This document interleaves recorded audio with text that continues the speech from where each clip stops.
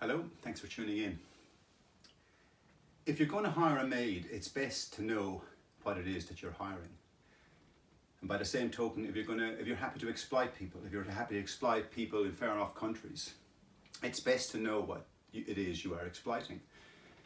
Because there's an audacity and an arrogance, that goes down to hell if you are not aware of what is at the table with you.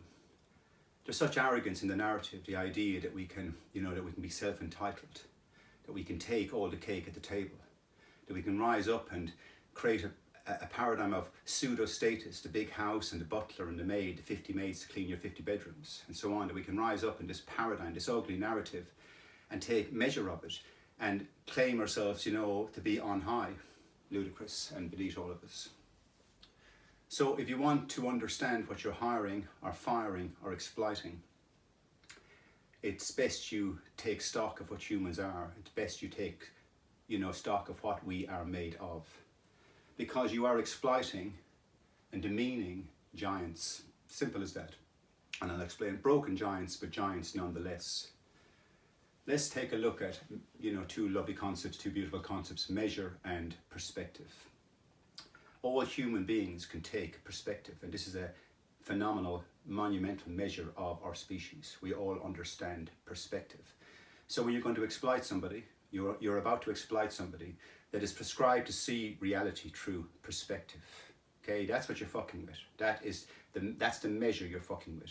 This is you're fucking with the entire ecology of that being and how they're wired into it in the metaphysical, biological, chemical sense. I hope that makes sense. But it's perspective, and that perspective can be refined and shined up a bit. That's perspective too. So all human beings can take perspective, and let's take perspective of that. As I've said, the maid can take perspective of her rainforest. All the exploited masses can take perspective of their rainforest, and they understand how important the rainforest is to the planet. And the more knowledge we all have of it, the more we come to understand that, the measure of that said importance. We understand when we have all the correct information that the rainforests are infinitely more important than cutting them down to make more burgers. It goes without saying. And that's a perspective. And all human beings can take perspective of that because they're prescribed to take perspectives of reality. All humans understand that we break down to molecules. You don't have to understand what the molecule is to understand that we aggregate. We intuitively understand that we aggregate, that we break down to molecules, and we break down to atoms where we lose ourselves. And irrespective of the fact that we do not know where we are in the quantum meta realm yet, we still have a perspective of that. Most people at the bottom, are switched on, bright people, and they understand that the top are fucking them. And it's all by degree, but everyone's getting screwed, including the people at the top, because they're fucking with a giant.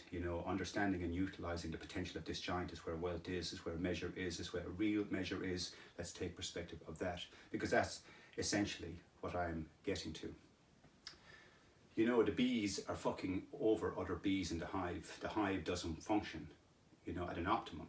If the bees start exploiting one another and demeaning one another and turning some of the bees into maids and so on, and exploiting them and cutting down parts of their own hives so they can make new shoes and create new burgers, well, the hive won't function at an optimum.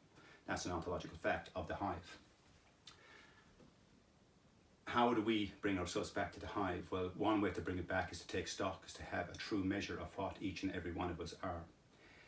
So let's take it further. There's kids in the ghettos right now, and they understand that capitalism is an abomination, and they understand that they have to survive, and they have to play a game and live between the cracks, and they understand they're getting fucked from the top down, and that's perspective. And some of those kids, many of them have failed in school, and they probably can't spell a word like perspective, okay?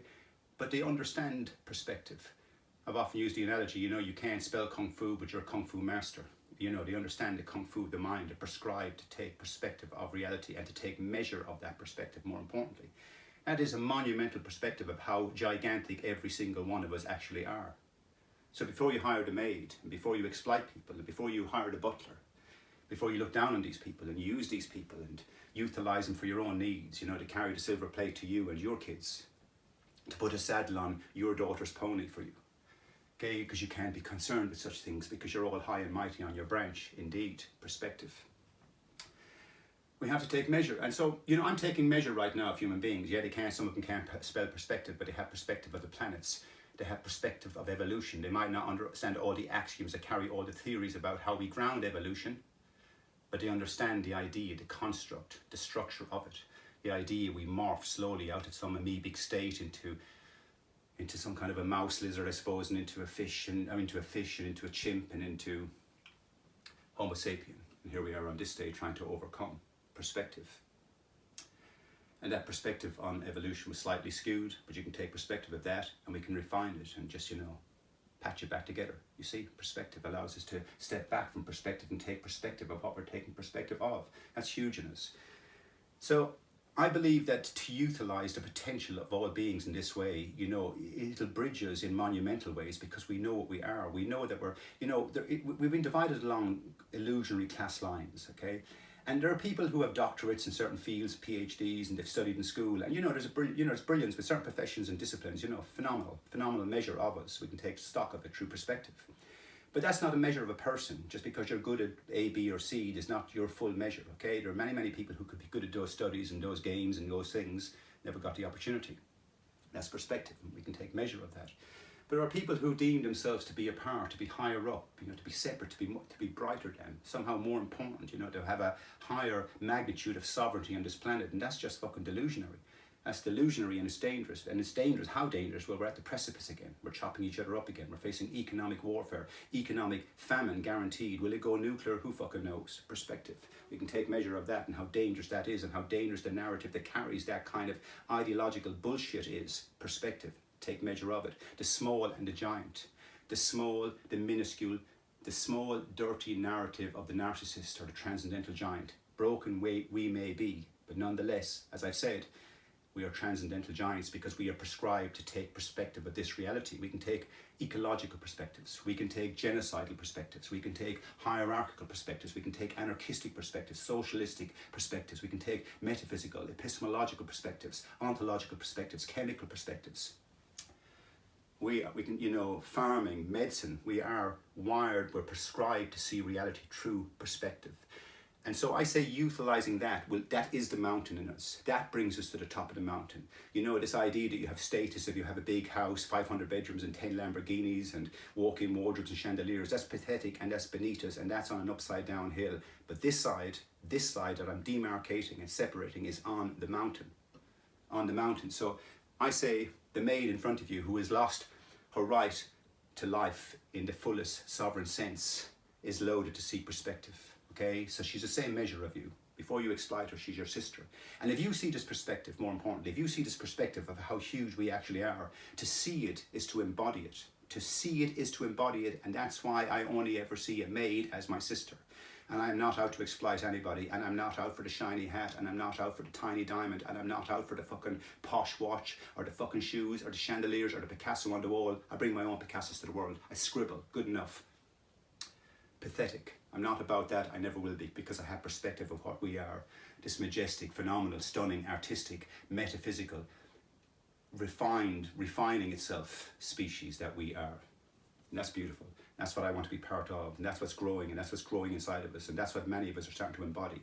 And the full embodiment of that allows you to see others as the full embodiment of that. And once you're in that paradigm, there is no way, there's no logical way you would go about wanting to exploit that, because utilizing its potential, its optimal, serves all of us in a monumentally beautiful, artistic, poetic, intellectual way.